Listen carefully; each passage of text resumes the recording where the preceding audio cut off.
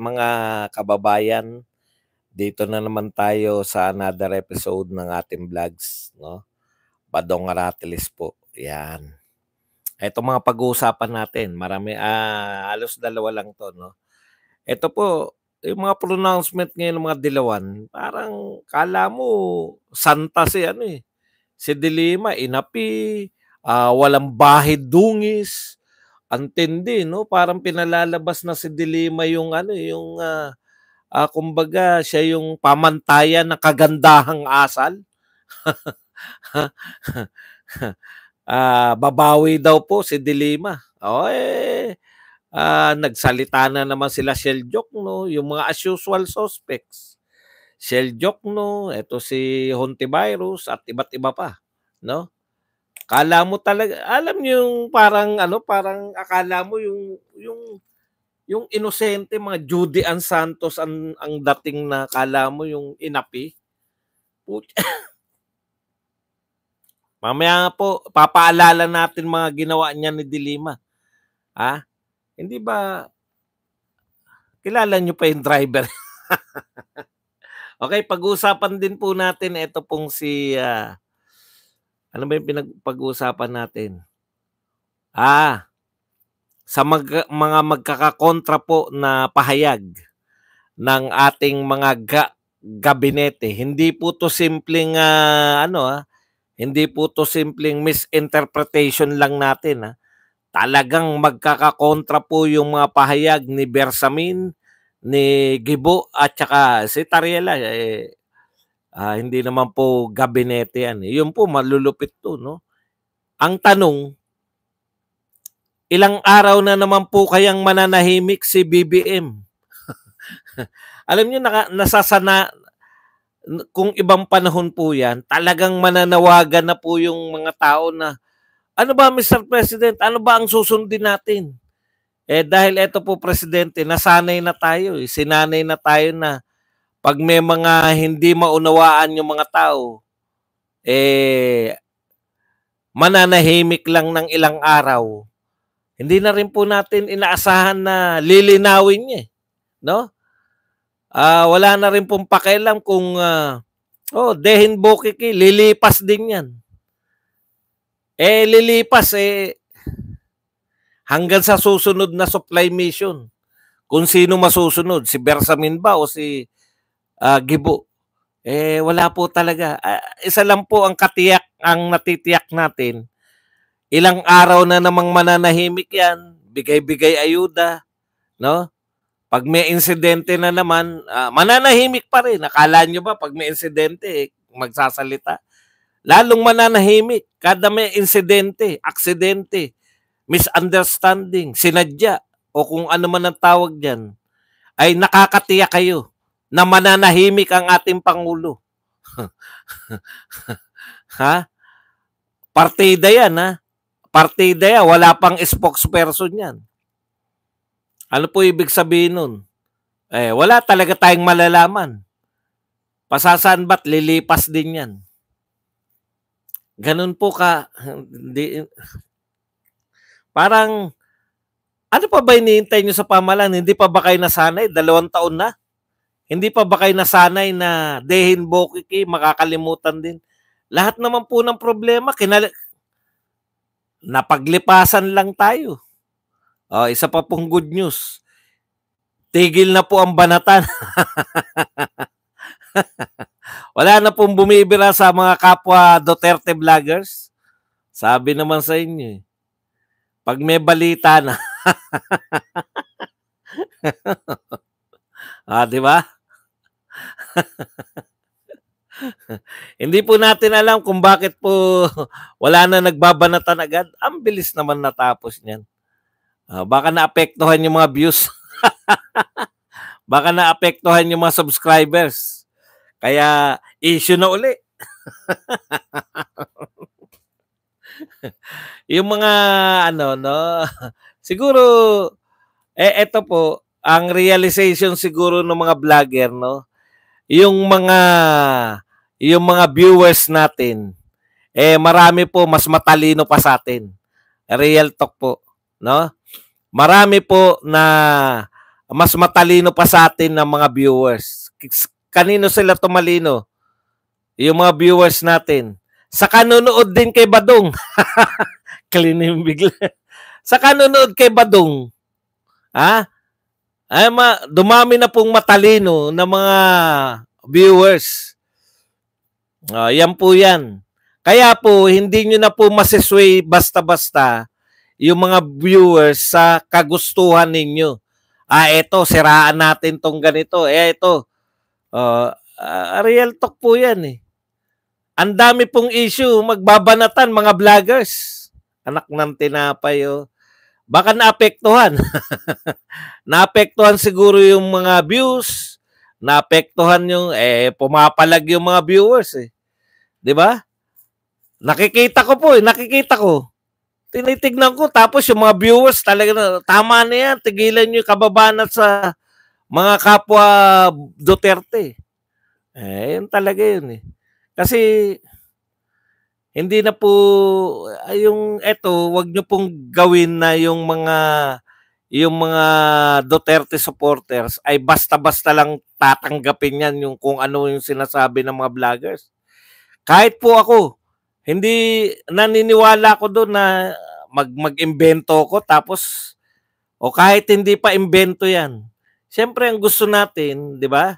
Ang gusto po ng mga Duterte supporters, kanain natin yung mga dapat kanain, hindi po yung mga kaya nga sabi ko nga, baka wala lang topic. Kaya kapwa vloggers yung binanatan. Ngayong may topic na. Ngayong may topic na uli. Di may magta-topic na uli. Ganun lang yun. Di ba? Ako, si Bisdak na natanggap ko na yan na na mas malaki lagi views niyan sa akin ganun po talaga. Si Banat Bay, laging mas malaki views niya sa'yo. Hanggat meron kayong mga hindi natatanggap, hanggat meron kayong hindi natatanggap, si Maharlika, kahit na anong gawin mo, hindi mo madadaig ng views yan. 'Di ba? Bakit mo sila babanatan dahil lang sa mas mataas yung views nila sa'yo? Hindi nararapat. No? Issue based lang. Yung mga viewers po natin, marurunong na po yan.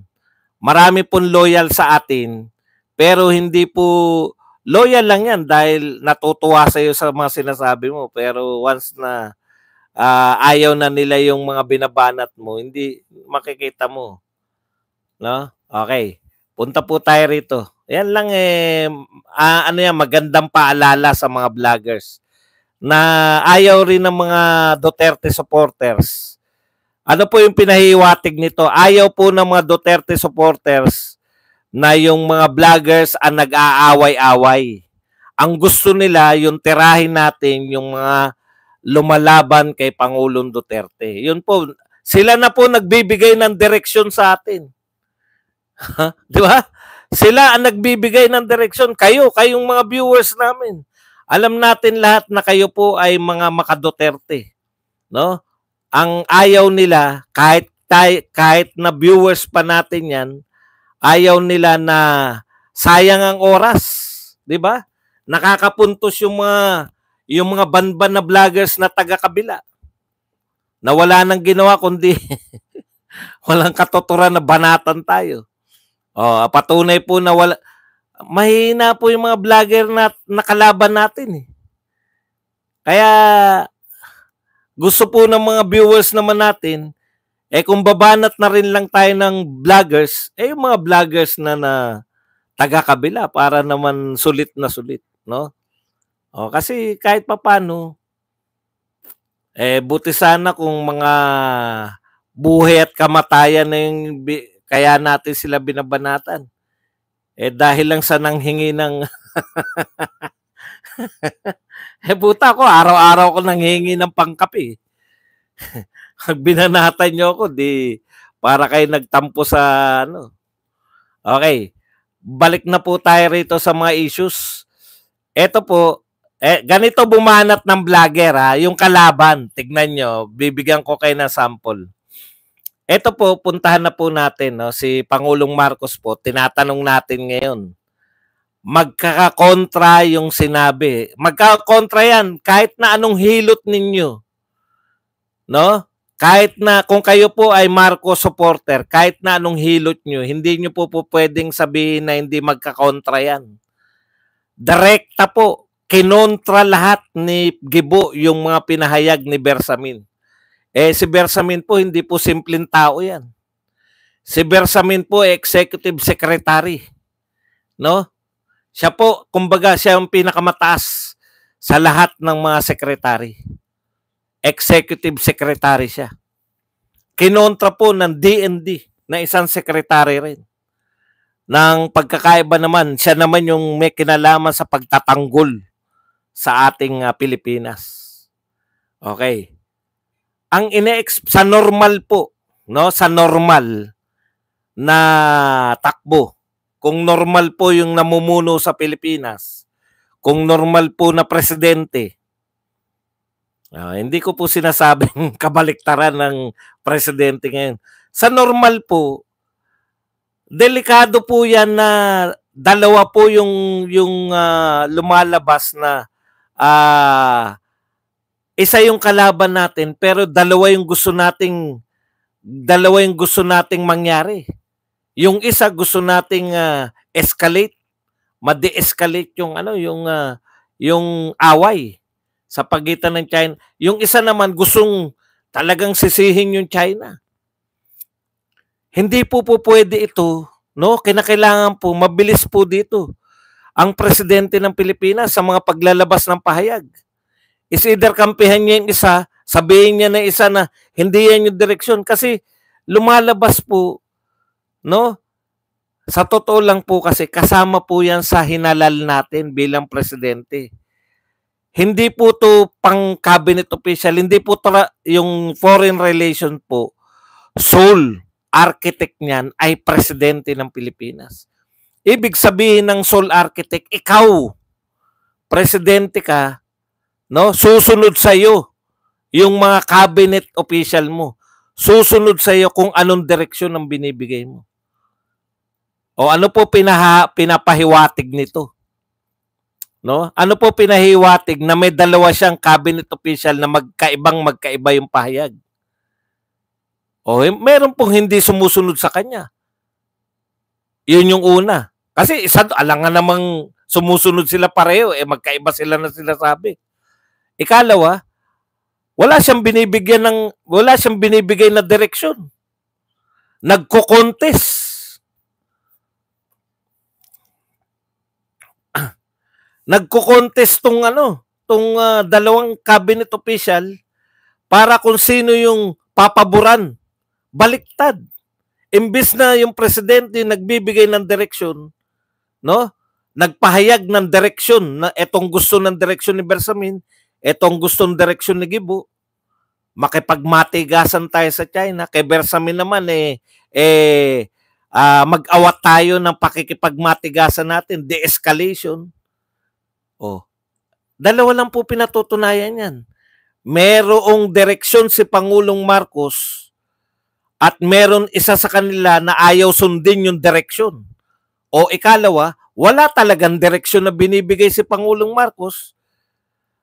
Etong dalawang malalaking sekretary na to ay nagbibigay ng na siya yung sundin, no? Ito yung gusto nila, sana sumunod sa kanila si Pangulong Marcos. Ang pangit po pareho. Kahit na ano po doon yung katotohanan, may direksyon bang binigay si Pangulong Marcos o wala, ang pangit po pareho. Kasi lumalabas na hindi talaga niya hold. Delikado po yan. Biruin nyo. Hindi. Tignan po ninyo Pag nagkaroon po ng digmaan, hindi po pwedeng sabihin yung makagibo lang ang kasali sa digmaan. Buong Pilipinas po. Pag nagdeklara po ang Pangulo ng digmaan, damay po ang buong Pilipinas. Di ba? Damay. Kayo nga sa kabinete, hindi kayo sigurado kung ano yung tatakbuhin. idadamay nyo pa yung Pilipinas. Yan yung problema. Malinaw na walang isang direksyon yung gabinete natin. O taho ba yon? Matagal na ako hindi nakakatikim ng taho. Taho!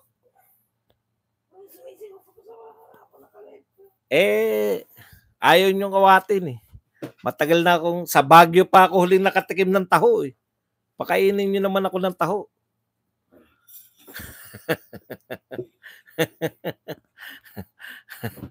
Hindi to BGC.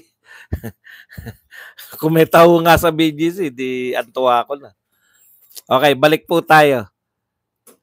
Yung kawalan ng direksyon. Ngayon, eto po. Tignan natin.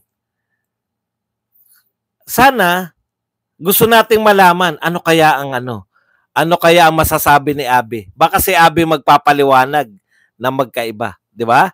Kasi matalino siya eh. Pinoproject niya.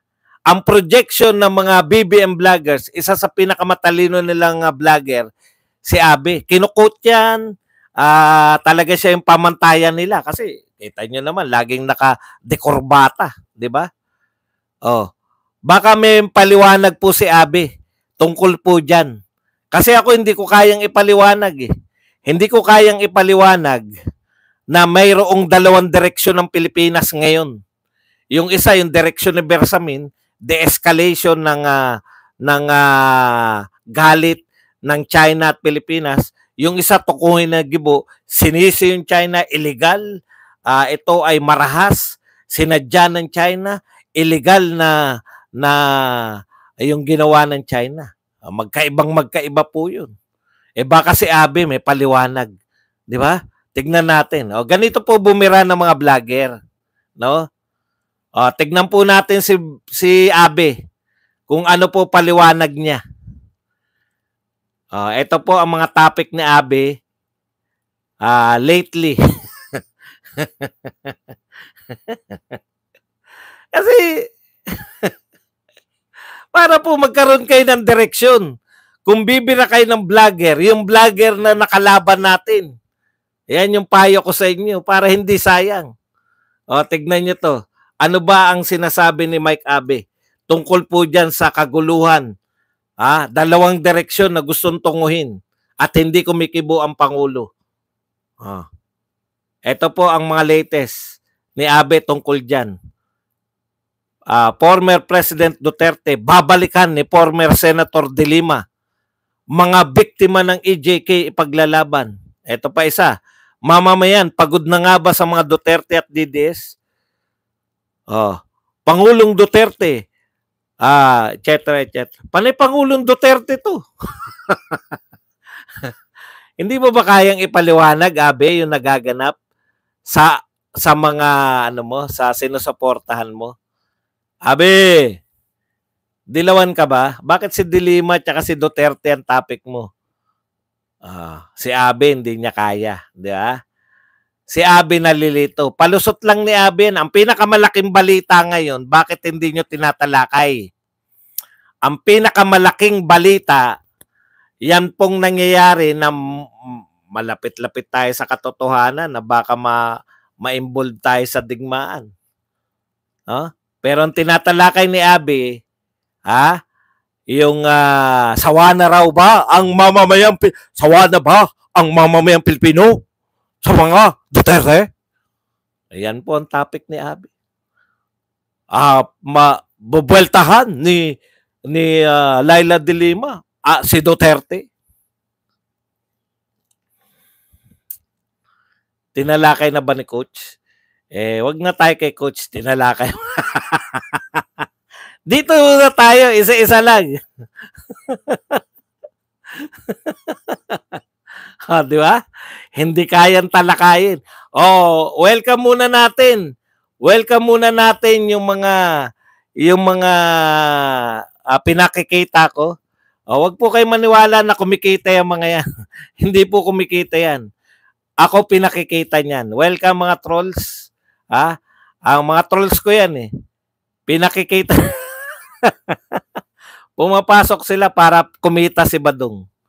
Welcome sa inyong lahat. Ngayon galayti kayo. Kasi hindi kaya ni Abe na ipaliwanag sa inyo kung ano yung nagaganap. Kaya yung mga ano nila, supporter ni PBBM, mas lalong hindi nila alam kung ano yung nagaganap, bakit dalawa yung direksyon. Di ba?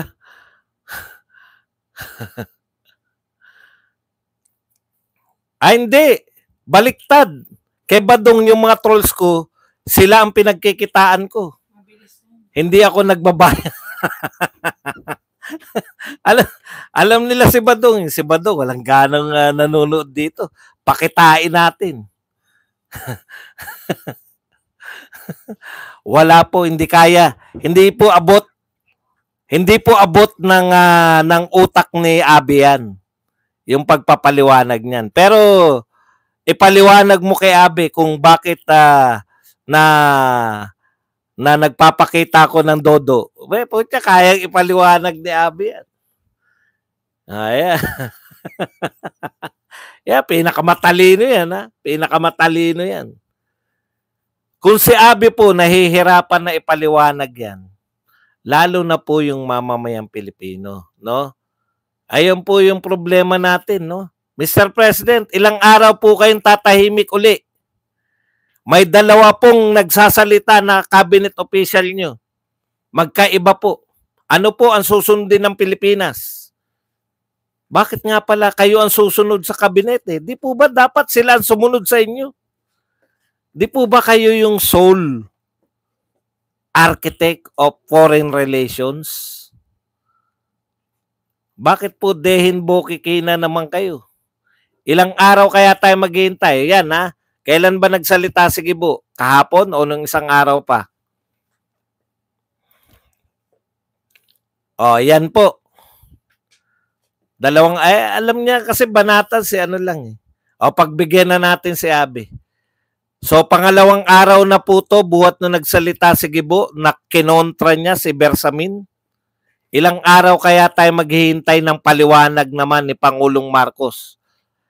O baka marinig na naman natin na may daliri na naman. Wala na naman yung taho? Nakamotor. Ano ba yan? Naglalako lang sila para sabihin na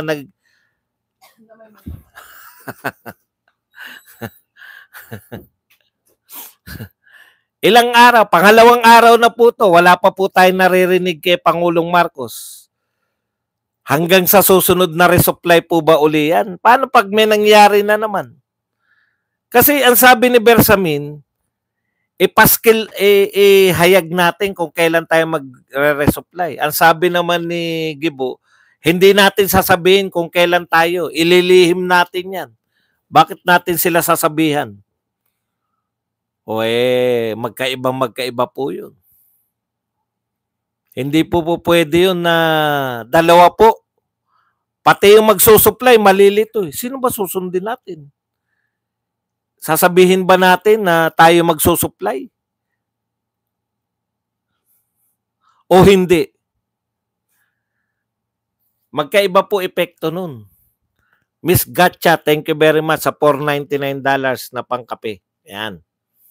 Okay, punta na po tayo rito sa isa pang balita. Naku, alam nyo, no, sa totoo lang, no, nagugulat ako. Sabi ko, nagulat talaga ako. Bakit nyo po pinalalabas na parang santa si Laila de Lima? Ito po, ang dali nating makalimot. Hindi po si Duterte nag-imbento niyang mga nalaman natin kay de Lima. No? In fact, napanood po natin yan sa isang congressional hearing. Mga congressman po. No? Wala pong Duterte dun. Pangulo si Duterte. No?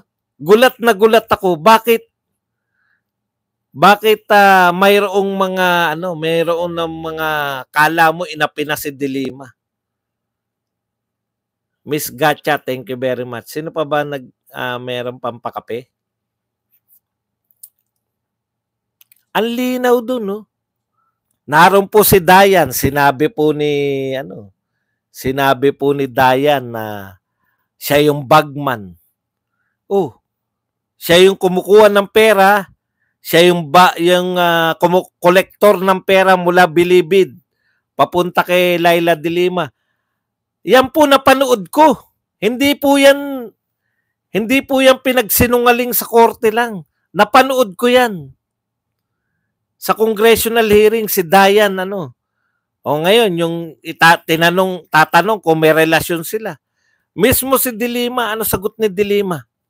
Kaya kapanipaniwala po yung testimonya ni Dayan na siya yung pinagtitiwalaan na kumuha ng pera. Bakit? Si Laila de Lima mismo umamin na may relasyon sila. Ang pag-amin niya nga frailties of a woman. Oh, sa congressional hearing din po natin narinig si Jonel. Tinatanong siya, ano tawag sa'yo ni Senator Laila de Lima? Jonel. Hindi, paano ka tinatawag? Jonel. Yan po ba, yan? Imbento po ba yan? Hindi po natin alam nyo, kayo, Shell Jokno, kayo mga Dilawan, si Ontiveros at lahat ng mga Dilawan, napanood po namin yan lahat. Hindi po yan gawa-gawa. Mga tunay na tao po yung nagsalita laban kay de Lima. No? Hindi po yan yung nilihim tapos kinulong na lang si de Lima basta. Nagkaroon po ng mga congressional hearing dyan. Masikat pa po yung mga karakter niya. Si Jonel, si Dayan, si de Lima, sila Sebastian, anong pangalan nun? Yung namatay na. Tapos yung mga nagko-concert, yung merong pang pa-concert sa Bilibid. Anong pangalan nun? Yung kalaban ni Sebastian? Yung yung karibal niya ron sa Bilibid. Nakalimutan ko yung pangalan Colango. Hindi naman po. Tapos si Kerwin Espinosa. Hindi naman po kami, malamang yung mga nakapanood niyan naniwala po kami. Biruin mo, nagko-concert, siya po yung DOJ. Nakakapag-concert si Herbert Colanco sa Bilibid. Nakakapagpasok ng beer. Yan po yung narinig namin Huwag niyo pong gawing santa ngayon bigla si de Lima. No? Hindi po yan, kaya kami nun kay de Lima talagang grabe pala tong babae na to. Huwag niyo rin sabihing normal yun na frailties of a woman. Dahil si Dayan ay may asawa. Hindi natanim po sa isip namin yan. Hindi po kami niloko ni Duterte. Hindi po kami si Duterte, sinabihan kaming mga vlogger, bulahin niyo yung mga Pilipino na kunwari itong ginagawa ni de Lima. Yung sinasabi niyo na kagagawan lahat ni Duterte yan, napanood namin yan. Hindi po yan na binabasa mga vlogger at kinuwento ng mga vlogger. Pinanood namin yan, lahat yan. Nakilala namin, nagulat ako. Sabi, ganun nga sinabi ko nung nagulat ako. Tapos ngayon, bigla, na-acquit lang. Na-acquit lang, tapos sasabihin nyo, parang santa na si de Lima. Siya nga mismo umamin yung frailties of a woman. Kanino bang salita yung frailties of a woman na yan? Kay de Lima po galing yan. Na inamin niya na nagkaroon sila na relasyon. Tapos bigla nyo sasabihin ngayon na kala mo, tapos sila pa maghihiganti. Maghihiganti kami. Tama pong may korte tayo, pero may dahilan po kung bakit siya na-acquit. May dahilan kung bakit siya matagal na nakakulong.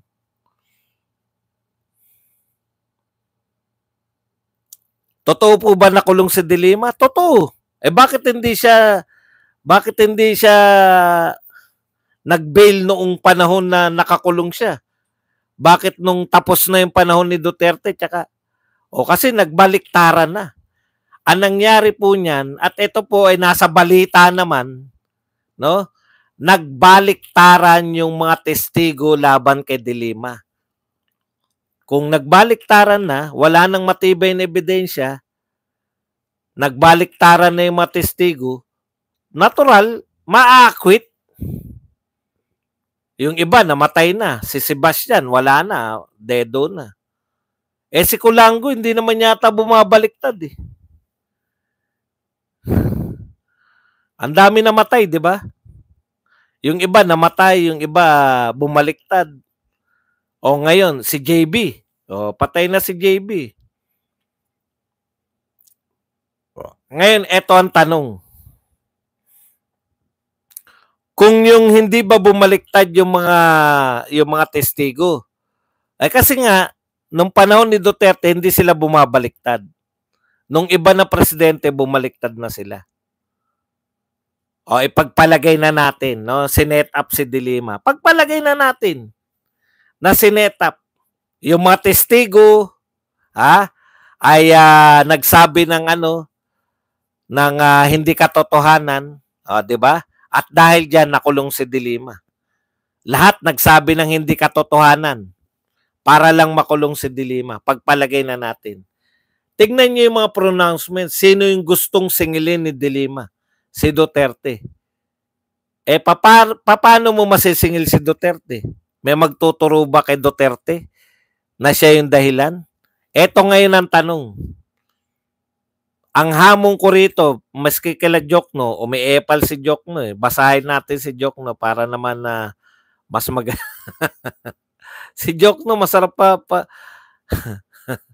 Tatakbo na po si Jokno natatakbo yan. Sabi ni Jokno, vindicated, salamat. Attorney Laila de Lima sa hindi pagsuko sa laban para sa katarungan at katotohanan. Ito'y patunay na ang katotohanan ay mananaig pa rin ang hustisya sa gitna ng kasinungalingan. Kasabay nito, dapat ding panagutin ang mga nasa likod ng panggigipit at kasinungalingang ibinato sa kanya. Ang hukuman ay takbuhan ng taong bayan para matamo ang hustisya, hindi ito instrumento para sa maruming pamumulitika. Sang-ayon ako sa iyo diyan. Sang-ayon ako diyan sa iyo, Attorney Shell Jokno. Papanagutin ang mga nasa likod ng kasinungalingan. Sige, eto ang hamon ko. Lahat ng tumistigo laban kay De Lima, demanda nyo. Kasi nagsinungaling yung mga yun. Bumaliktad eh. Di po ba?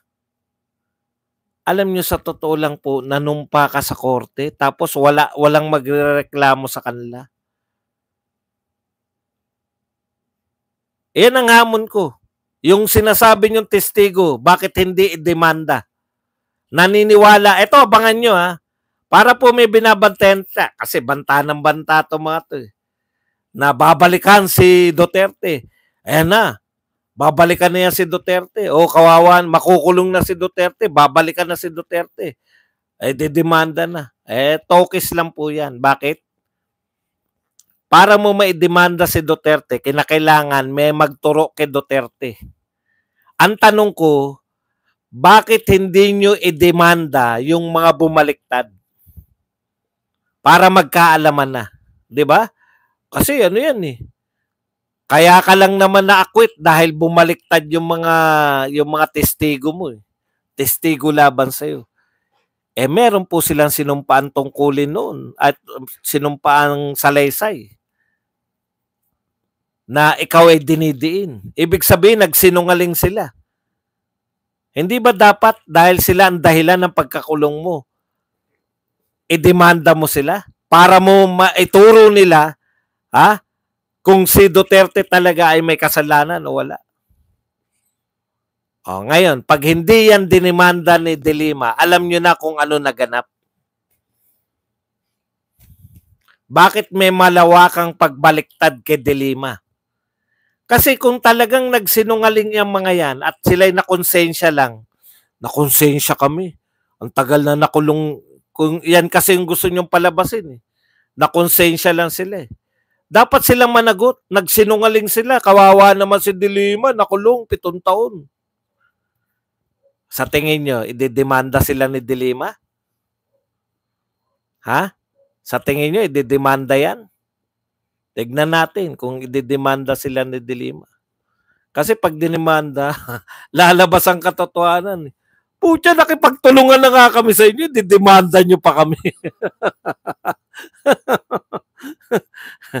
Baka lumabas pa ang katotohanan. Bakit sila bumaliktad? Di ba? Bakit hindi nyo nga naman ididemanda? Sila dahilan ng pagkakulong mo. Wala na yan, tokis-tokis lang yan. Pag hindi nyo dinimanda yung mga nagtestigo sa inyo, alam na yan. Unahan nyo pa kami, ha? Gagawin nyo pa yung parang bidang-bida. Inunahan ko na kayo. Kinakailangan idemanda nyo yung tumestigo ng mali sa'yo. Kasi kung hindi mo yan idedemanda,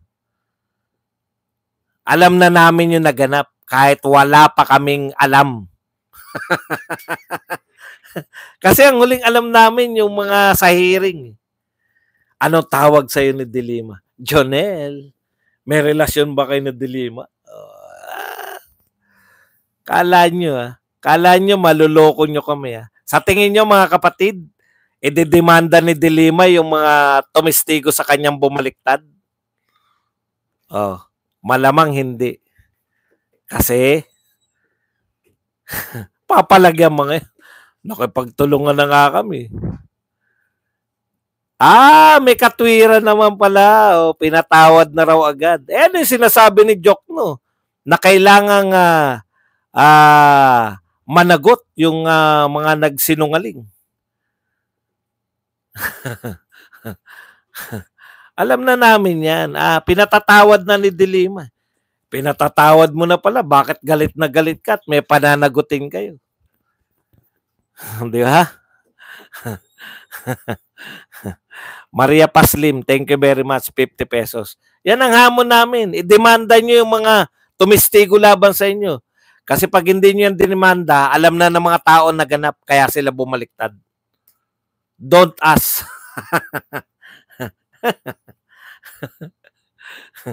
Okay. Yan.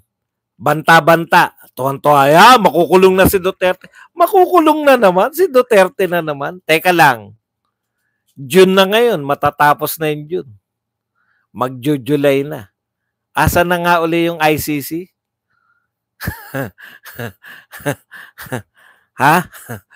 Sino na nga yung nagsasabi na dadakipin na yung ng ICC? June at July daw yun. Kita nyo naman, wala na yatang bumabanggit ngayon sa ICC. Bakit kaya? Bakit kaya wala nang bumabanggit sa ICC ngayon? Asan na? Yung mga tuwan-tuwa na papasok na raw yung ICC. Asan na po kayo? Tumahimik na sa ICC? Tahimik na, hindi po kami nakakalimot. Ang mga tao po hindi nakakalimot. Di ba? Alam naman natin lahat kung bakit nyo binabanggit yung ICC. Ngayon po, mag-July na. Tapos na naman yun June. Mid, di ba? Second quarter. Papasok na yung ICC. Wala na po nagsasalita ngayon ng ICC. As usual. Diyan nyo po makikita kung yung tao ay totoo yung sinasabi o hindi. Di ba?